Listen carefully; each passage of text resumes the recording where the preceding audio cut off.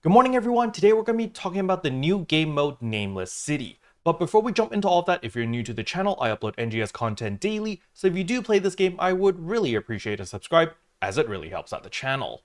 Anyway, without further ado, let's begin the video.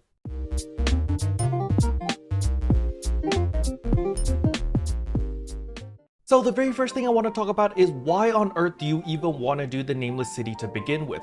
The first reason is because that is where you get your Iridium weapons, which is the current 11-star rarity weapons. These are slightly worse than the Wing Guards, however they are still really good compared to any other weapon. So if you do not already have a Wing Guard weapon, I highly recommend that you farm for an Iridium weapon instead. Now as for fixes on the Iridium weapon itself, it doesn't really matter that much. The main reason why you want to farm for an Iridium weapon is because it already comes with 3 very powerful augments. These EX augments, regardless of what they are all incredibly powerful, as they all give you 4.5% potency, which is absolutely insane. So if you are using any weapons other than the Wing Guard weapons, then you should definitely pick one of these weapons up, since it already has 3 augments, it's enhanced to plus 60 already. All you need to do is unlock its weapon potential as well as limit break it and enhance it to plus 80, then throw in 4 LC capsules and you're good to go.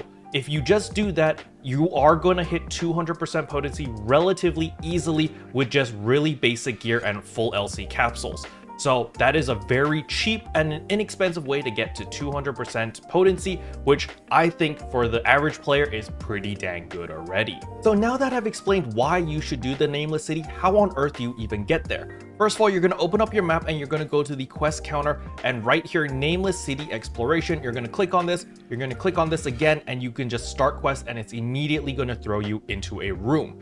Now the thing is, you do not, I repeat, you do not need to complete the story to run Nameless City. So if you're behind on the story and you're like, Kero, I don't want to continue on with the story at the moment because I just want to farm for gear and I want to focus on my gear right now, you can jump into the Nameless City without progressing through the story, so that is really good.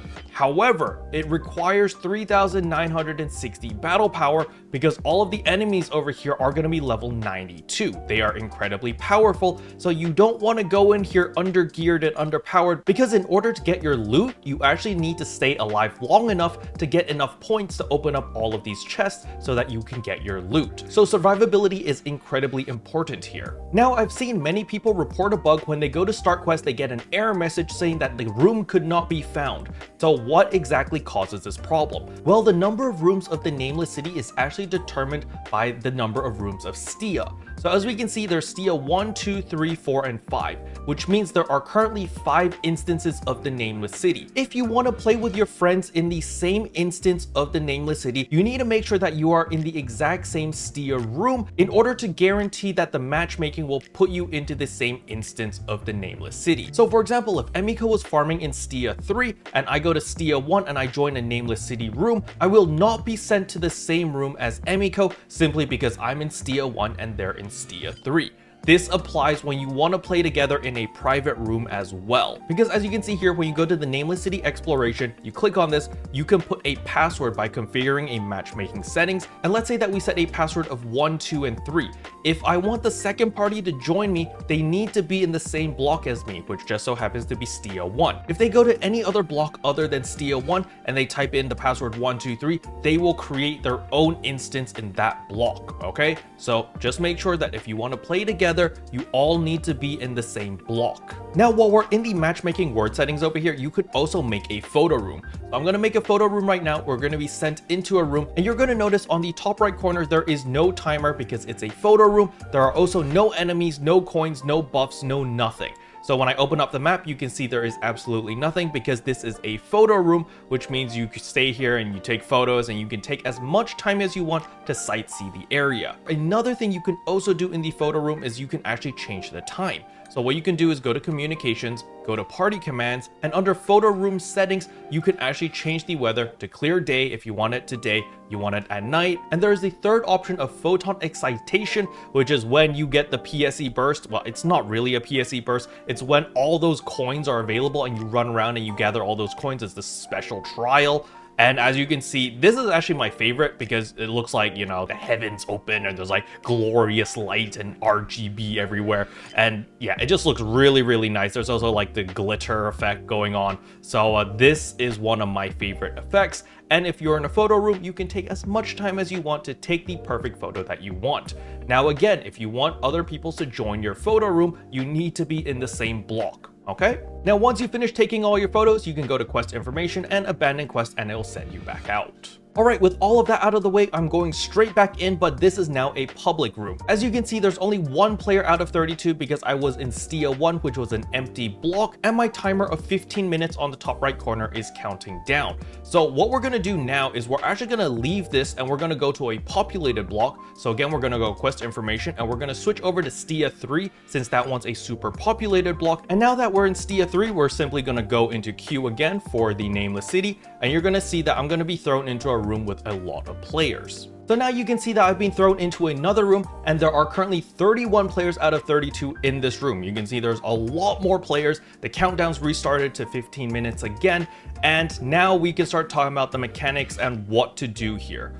Your number one priority is to farm up as many points as you can. As you can see, there's a point system over here. We just so happen to get the trial start. As it says right here on the left side, unlock sign collection. Collect as many unlock signs as possible within the time limit. What these unlock signs actually are the little coins that are around the map. And this is team-wide. So the more players you have, the faster this bar you're gonna fill up. As you can see, this bar is filling up very quickly because there are a lot of players in this room collecting a lot of these coins. So you can see here are the coins. You simply just bounce on them, you collect these coins, and you will be contributing in filling up that bar. Now, as you fill up this bar, you can see that it currently says 1 out of 4. If it gets all the way up to 4 out of 4, you actually get a lot of points. I believe you get 3,000 or 4,000 points, which is pretty nice, which will allow you to open several boxes. But the main purpose of this is actually just to collect a lot of these coins, as there are a lot of them around the map. As you can see, what I'm collecting these coins, it's actually contributing to my own points over here. I'm 2.5 over here. Let's pick up a couple of these. Look at that. Boom. I'm 2.8 now.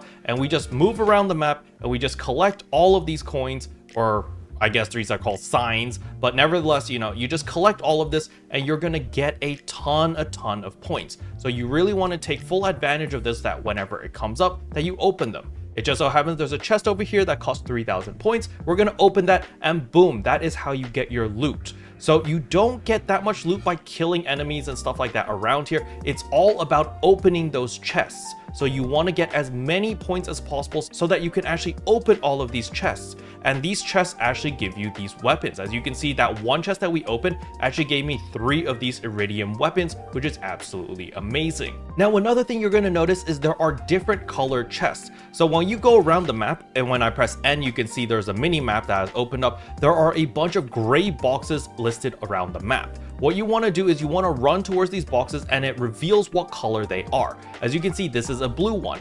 And earlier there was a green one, as you can see. And you can just look around the map and find all of the gray ones or the unexplored ones and find them first. Once you've identified all of them, it will tell you what color they are and it's going to remain highlighted for the entire duration.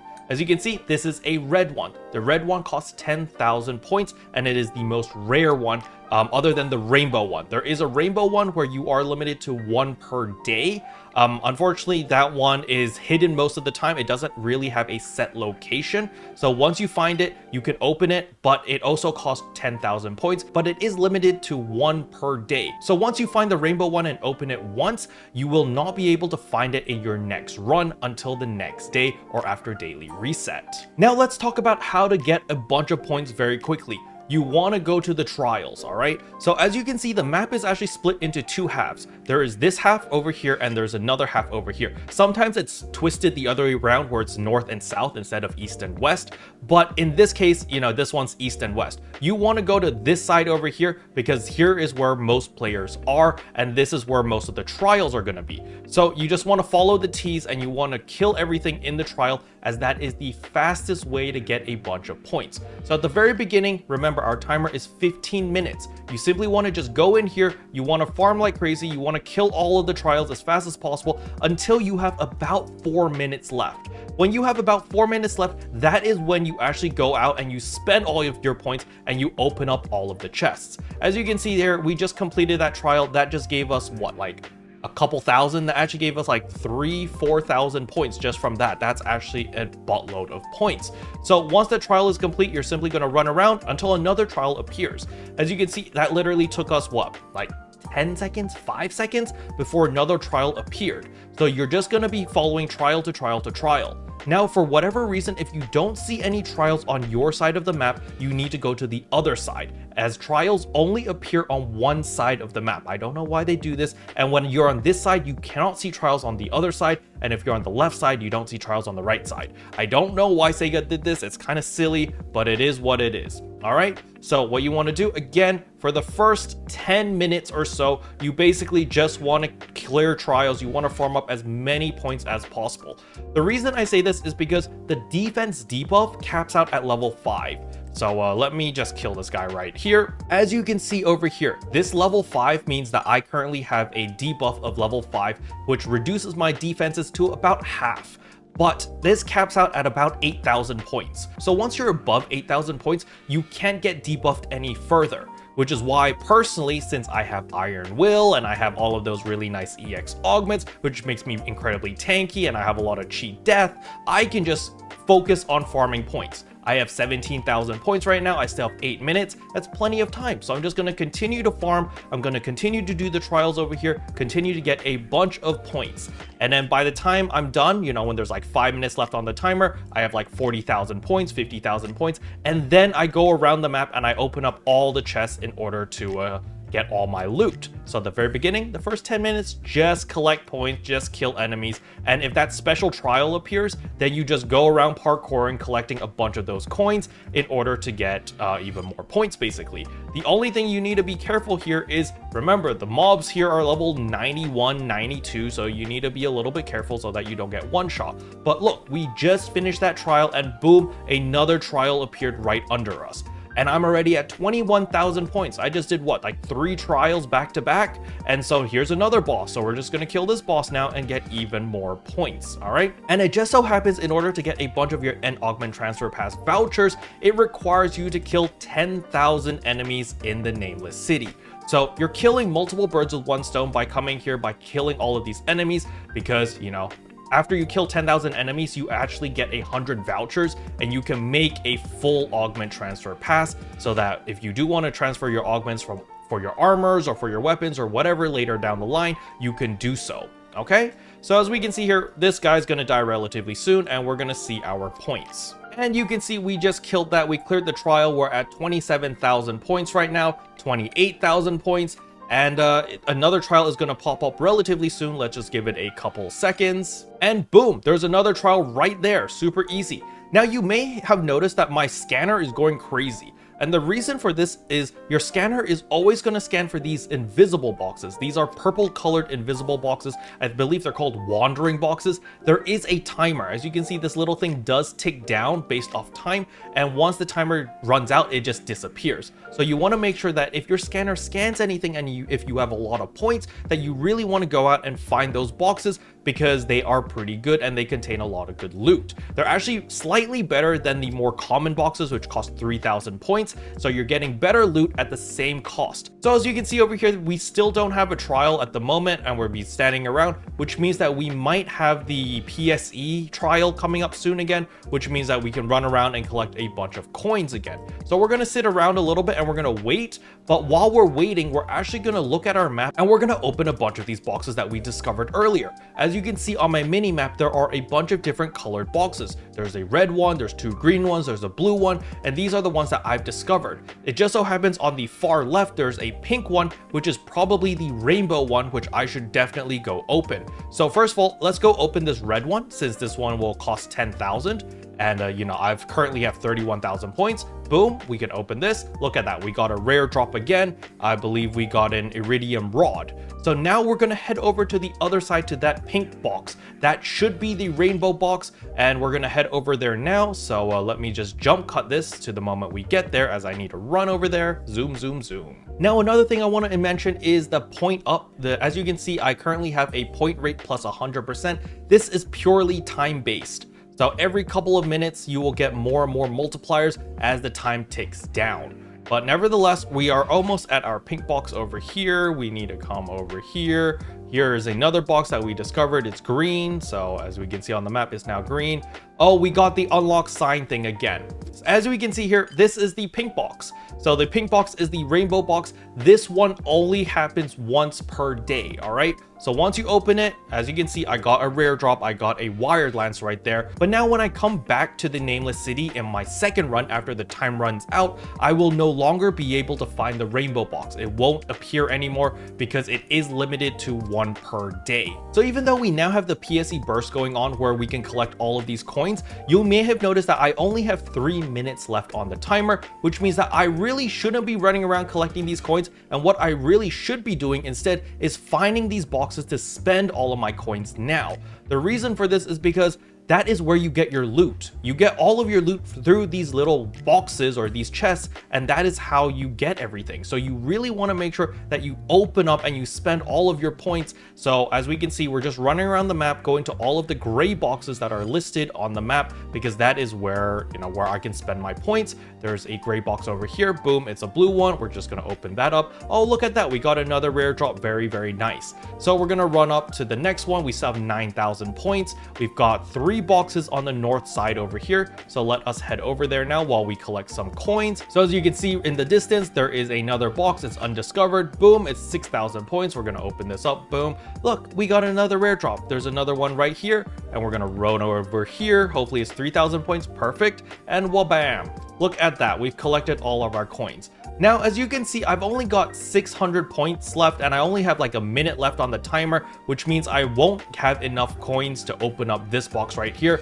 It's a red one. Dang it, I should have opened this one first. That costs 10,000 points. What you can do is you can simply just abandon quest. You don't need to wait for the timer to run out, and you will still keep all of the loot that you picked up. And as you can see over here, I got all of my iridium weapons as well as all of my loot, even though I abandoned the quest with 1 minute remaining. It's because you get the loot the moment you open those boxes. So you can go in, open one box and abandon quest if you really want to. I don't see why you would want to do that, but nevertheless, you can just abandon it at any time that you want because the loot is obtained the moment that you get it. It's not like an urgent quest or a limited time quest where you have to wait until you complete everything, where you get the victory screen, blah, blah, blah, then you get your loot. In this case, it's the moment you open the box, you get the loot in your inventory immediately. Now to recap everything, when you go into the Nameless City, you have 15 minutes to explore. There is a specific mob with a golden coin on its head, which can extend your timer by 1 minute. So if you do find that mob, immediately kill it so that you get your time extension by a minute. However, the most important thing about Nameless City is all of the different chests as well as their rarity. The most important one that you want to open every single day is going to be the rainbow colored one. This one has the highest chance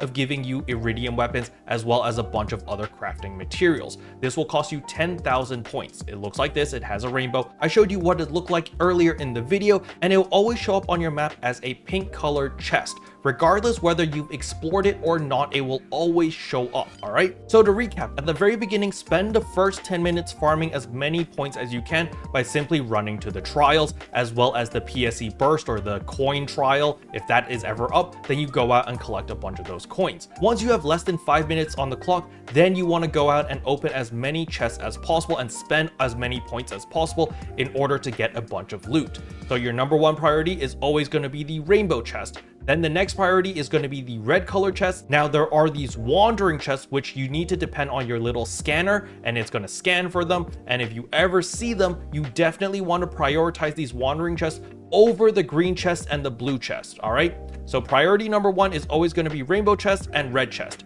Priority number 2 is going to be the wandering chests, and then priority number 3 is going to be the green chest as well as the blue chest. The reason for this is because the wandering chests give you equal amounts of loot as the green chest, but costs half the amount. It's actually more than half the amount because again, when you discover one of these, you automatically get 500 points. So it's going to be actually 2,500 to open one of these, which is significantly cheaper than the other two over here. Special thanks to all the members for supporting the channel. It really means a lot to me.